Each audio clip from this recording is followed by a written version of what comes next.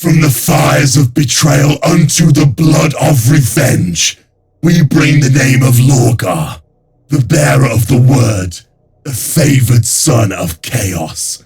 All praise be given to him. From those that would not heed, we offer praise to those who do, that they might turn their gaze our way and gift us with the boon of pain, to turn the galaxy red with the blood and feed the hunger of the gods. The Horus Heresy stands as the defining tragedy of the Warhammer 40k verse, a cataclysmic civil war that shattered the Imperium of Man and set the stage for the grim darkness of the 41st millennium. At the heart of this conflict lies Lorgar Aurelian, the Primarch of the Wordbearers Legion, whose fanatical devotion warped into a corrupting worship of the Chaos Gods. A question often lingers in the minds of Warhammer 40k enthusiasts. Why didn't the Emperor, with his immense foresight and power, intervene to prevent Lorgar's descent into heresy before it spiraled out of control? Examining the intricacies of the Emperor's character, his grand strategy, and the nuances of Lorgar's fall reveal a complex web of factors that contributed to this pivotal failure. Greetings all, I'm your guide the Archivist. Today I will dive into why the Emperor did not intervene in Lorgar's descent into heresy. Before we begin, please make sure to like the like and subscribe waypoints down below, so that more people can learn from the archives. Understanding the Emperor's perspective is crucial. He was not merely a powerful warlord or a benevolent dictator, he was a being of immense psychic potential and intellect, burdened with a vision for humanity's future that stretched across millennia.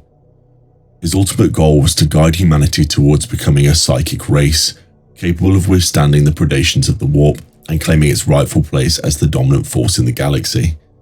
This grand design required the suppression of superstition and religious belief, which the Emperor saw as vulnerabilities that chaos could exploit. The Emperor's atheistic stance was not simply a matter of personal preference.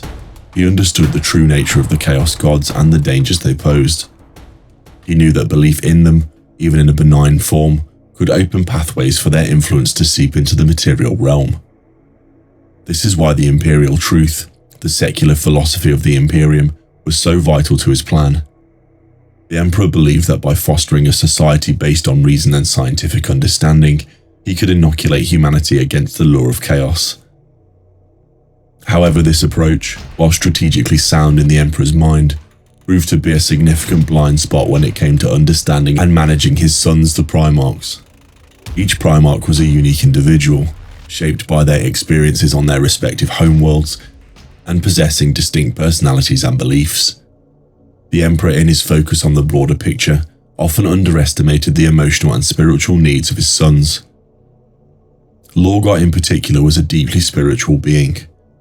Raised on the world of Colchis, a planet steeped in religious tradition, Lorgar possessed an innate desire for faith and worship. He initially channeled this devotion towards the Emperor, whom he viewed as a divine being, the saviour of humanity. This fervent belief led Lorgar and his Wordbearers Legion to build shrines, compose hymns, and spread the Emperor's word throughout the newly conquered worlds of the Great Crusade. The Emperor, upon discovering the extent of Lorgar's religious fervour, was deeply displeased. He understood the inherent danger of such devotion, even if it was directed towards him. He saw it as a betrayal of the Imperial Truth and a potential gateway for chaos to gain a foothold within the Imperium.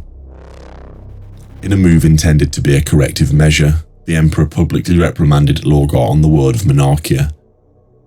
The city, painstakingly built as a testament to the Emperor's glory, was razed to the ground, and Lorgar and his legion were forced to kneel in shame as a stark lesson. This event, known as the Monarchia incident, proved to be a catastrophic miscalculation. While the Emperor intended to steer Lorgar away from religious worship, the public humiliation only served to shatter his faith and leave him vulnerable to the whispers of chaos. Lorgar, stripped of his belief in the Emperor, was left adrift, searching for a new purpose, a new god to worship.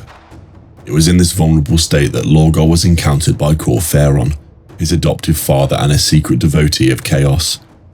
Corferon, along with Erebus, the first chaplain of the Wordbearers, skillfully manipulated Lorgar. guiding him down a path of seeking answers in the forbidden texts and ancient lore that spoke of the primordial powers of the warp. They revealed to him the existence of the Chaos Gods and convinced him that they were the true forces behind the universe, the beings worthy of worship.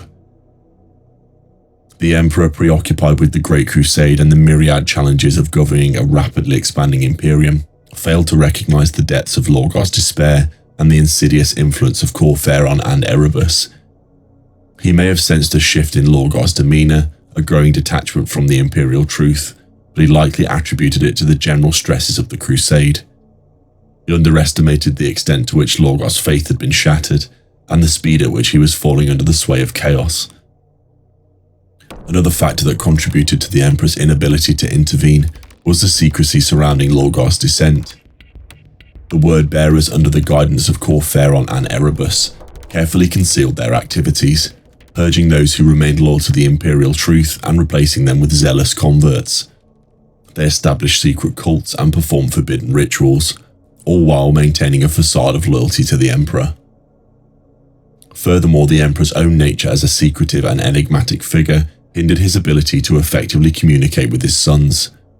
He often kept his plans and motivations hidden, even from the closest to him. This lack of transparency fostered an environment of mistrust and suspicion, making it difficult for the Primarchs to truly understand his intentions or seek his guidance. The Emperor's focus on the long-term strategic goals of the Imperium also blinded him to the immediate dangers posed by Lorgar's heresy. He was so focused on the bigger picture, on guiding humanity towards its psychic destiny, that he failed to recognize the critical details unfolding within his own ranks. He believed that the Imperial truth was a sufficient safeguard against chaos, but he underestimated the power of faith, the allure of forbidden knowledge, and the manipulative influence of charismatic individuals like Corferon and Erebus. In conclusion, the Emperor's failure to prevent Lorgar's heresy was not due to a lack of power or foresight, but rather a complex interplay of factors. His commitment to the Imperial truth, while strategically sound, blinded him to the emotional and spiritual needs of his sons. The public humiliation of Lorgar on Monarchia shattered his faith and made him vulnerable to the whispers of chaos. The secrecy surrounding the word-bearer's descent and the Emperor's own enigmatic nature further hampered his ability to intervene. And finally, his focus on the grand strategic goals of the Imperium led him to overlook the immediate dangers posed by Lorgar's growing corruption. The tragedy of Lorgar Aurelian serves as a stark reminder that even the most powerful beings can be undone by their own flaws and the unforeseen consequences of their actions. The details of this event are tragic and have shaped the grim darkness of the 41st millennium. And so I have now covered the content for this video, but if there's anything that has been missed, please share them in the comments down below. If you enjoyed this content, please remember to like the like and subscribe waypoints down below. In the grim dark of the far future, there is only war.